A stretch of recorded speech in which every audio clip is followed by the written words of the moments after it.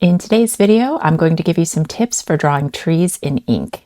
Many artists are afraid of drawing trees because they're so intricate, and the biggest mistake that you can make as an artist is overthinking it.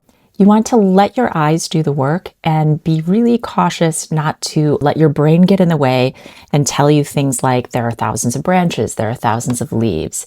Instead, you want to realize a few key things. One is you're very rarely going to be drawing a tree in isolation. It's always going to be surrounded by other things. And in fact, in many cases, the tree or trees are going to be surrounding some other main focal point of your composition. In other words, the tree or trees aren't going to be the star of the show. So you don't want to overdo it because it will distract the viewer's eye from what you want them to look at. Instead, you want to let your eyes do the work.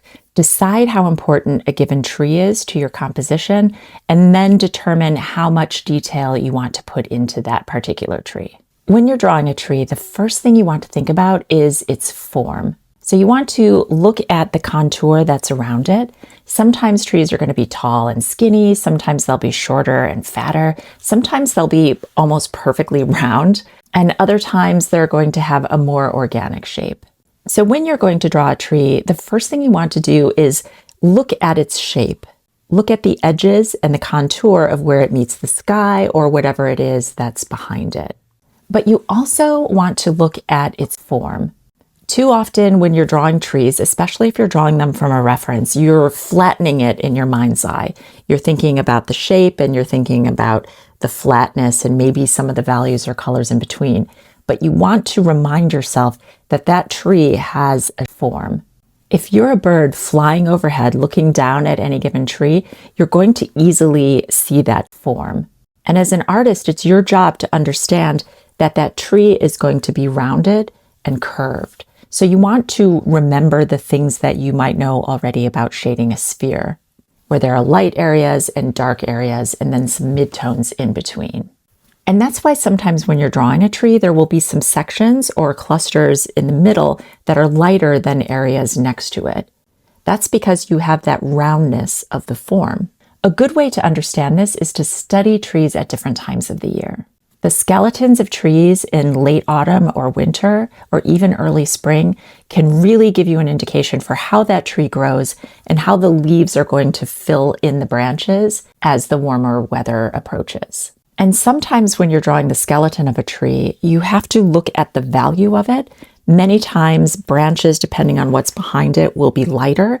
Other times they'll be darker. And so again, you want to really focus on studying every different tree that you draw because they're all going to be different.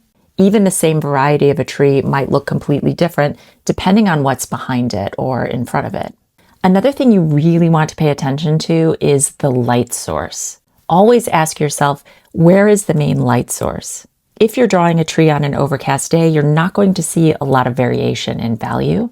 But if you're drawing that tree in the earlier morning or later afternoon where the shadows are longer, or on a sunny day, you're going to see more variation. So the same tree at different times of the day or different times of the year is going to look completely different. And if you're paying attention to the light source, you're going to more easily understand how it correlates to that idea of drawing a sphere.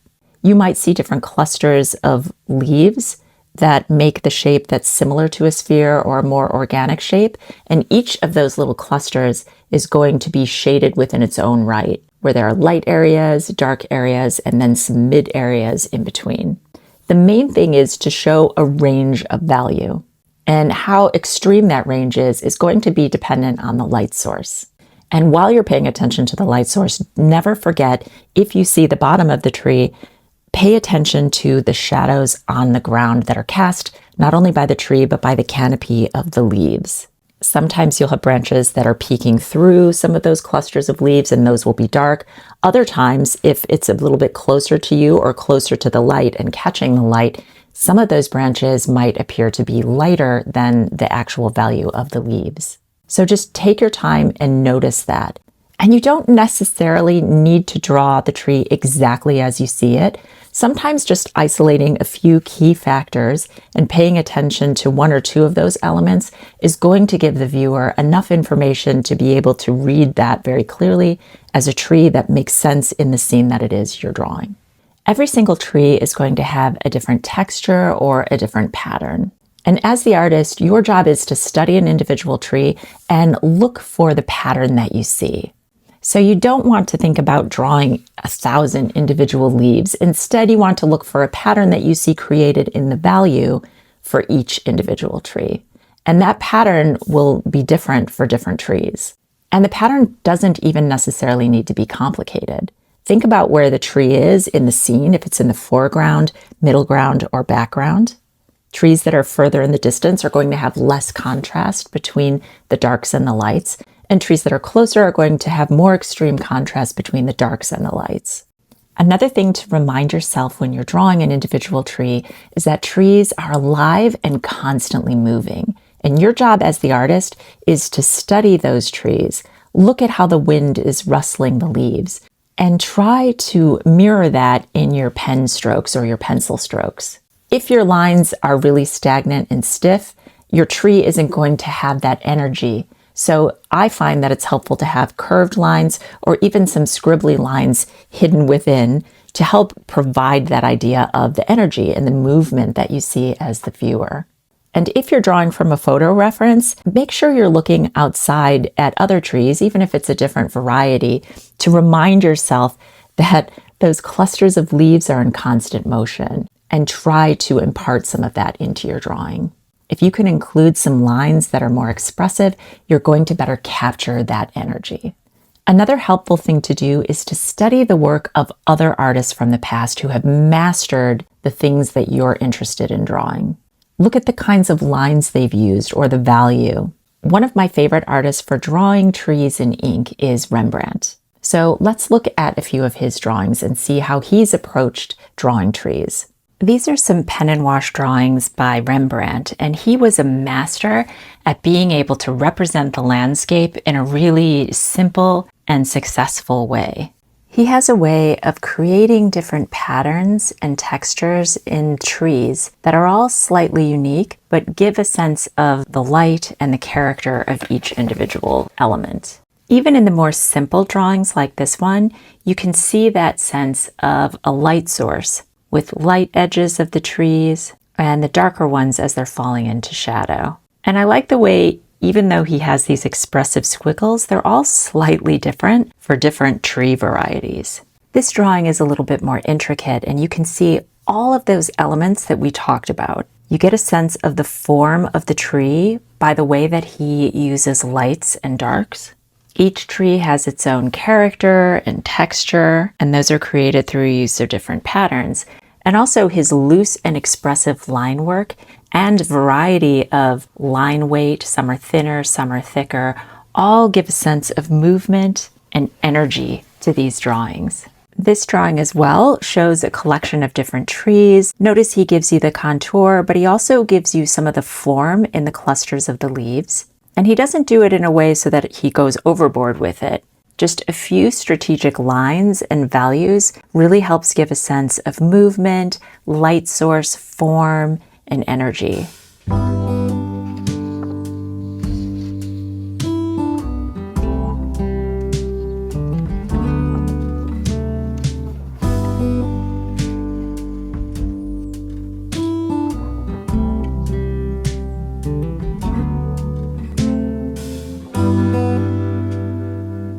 So now let's take all of these concepts and put them together in a few little sketches. Every tree that you look at is going to have its own unique contour. Some are going to be more conical, some are going to be a little bit more circular, and still other ones are going to be more organic, where you'll see different branches peeking out, and the whole contour is going to be very jagged. You'll see this especially in winter trees. I like to look at the form of the tree before I do anything else. And then I keep in mind that it also has a different shape. So if this is my tree and I'm looking at it from above, it's going to look something like this. And at the very top of the tree, where it tapers up, it's going to be less sparsely populated by leaves, and moving down, it's going to have more leaves and more branches. If I'm imagining that my light source is coming from above and slightly to the left, I want to isolate the main clusters that I see of different leaves. And the way to find those is to look for the area where the highlights meet the darkest shadows. And again, you don't need to put all of these in, but it is helpful to put some of them in. These are almost always going to be more organic shapes, and you can simplify it. You don't need to draw exactly what you see. If you get a few clusters of the main idea, it's going to give that same illusion of the tree that you're drawing. And even as the tree falls into shadow, you will still see some of those clusters, but there's going to be less variation between the lightest lights and the darkest darks. So once you've taken your time to isolate a few of the main shapes that you see, it's time to come in and add your detail. So if I'm looking at a particular tree, I want to think about the pattern that I see with the leaves rather than the individual leaves themselves.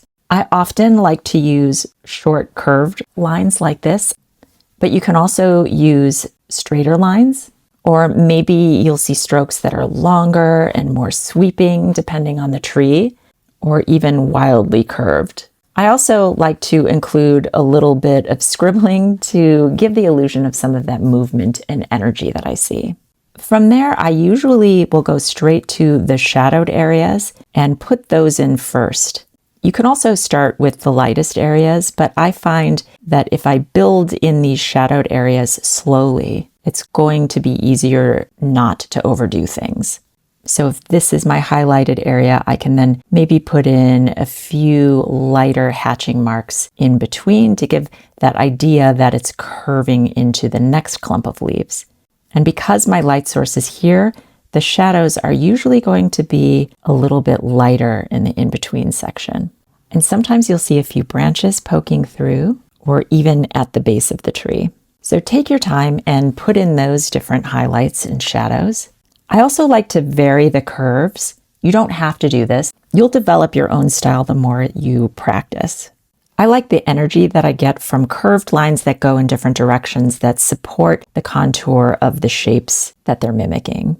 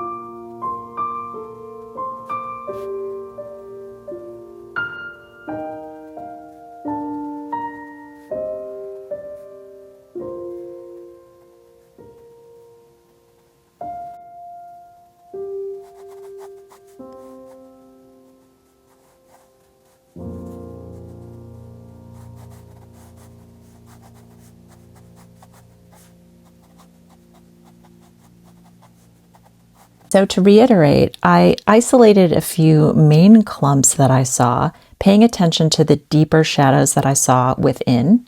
And keep in mind that there is more density within the middle of the tree. If you think about this little circle that you see here, that will make sense. And in essence, for each of these little organic shapes that indicate the different clusters of leaves, I'm thinking about the shading of a sphere. So if I put my light source in the same direction, the darker areas are going to be away from the light, and then it's going to be slowly moving into mid values, and then the lightest values where the light is hitting it. And also remember that there are going to be shadows created from the form as it blocks the light. So we take that concept and we apply it to these different clusters of leaves, keeping in mind that these shapes are going to be more organic, but they're still going to be functioning in a similar fashion. And then slowly building the values. I like to start with the darks first, and then I often will go in at the very end and add a bit of straight hatching over the darkest shadows, but preserving the lights where the light source is hitting it and paying attention to the shadows as the light moves away from the form is going to give you a more realistic finished look. A tree that's going to be rounder in nature will be more similar to the sphere, depending on how it's been pruned. But again, if we put the light source in the same area, we'll have our lighter leaves over in this area. And you can see here that I didn't need to put in very much detail to give you the illusion of that tree. I'm looking at this tree outside my window. It's losing some of its leaves, but some of them are still clinging on. And at this time of the day, the sunlight is hitting it from this direction. And I do see some branches here and there, but I also see a lot of lighter clusters of leaves. So in a situation like this, I'll pay attention to the contour. I'll put in a few indications of that movement that I see with these leaves. And if this is a quicker study, I don't need to put in every single branch or detail. You certainly can do that with trees, but if you're putting trees into a scene where you have multiple trees or bushes or things are overlapping, or maybe your main focal point is some architecture, you don't need to be that detailed because the eye is not going to be focused on that as much. So I'm putting in a few of the main clumps as I see them, keeping in mind that a lot of these leaves are really light compared to everything else around them. So I'm preserving large areas of that light. And then as I move towards the top, where it's less populated by the leaves, I might add a few more branches. In this case, this tree is surrounded by other trees and I don't see the base, but just to stay in keeping with the other trees, we'll pop a little trunk in and call that a tree study that's based on the shape of the top of this tree that I see. And remember, at one point, this top of the tree that I see would have been the whole tree many moons ago.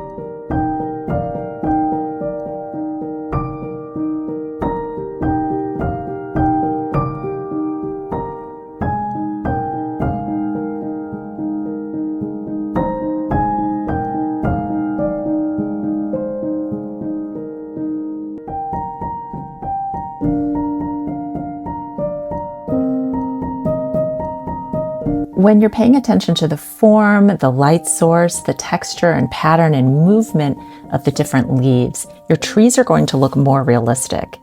I hope this has been helpful. Thank you so much for being here with me today. If this video has been helpful for you, please like and subscribe so that you don't miss my next video.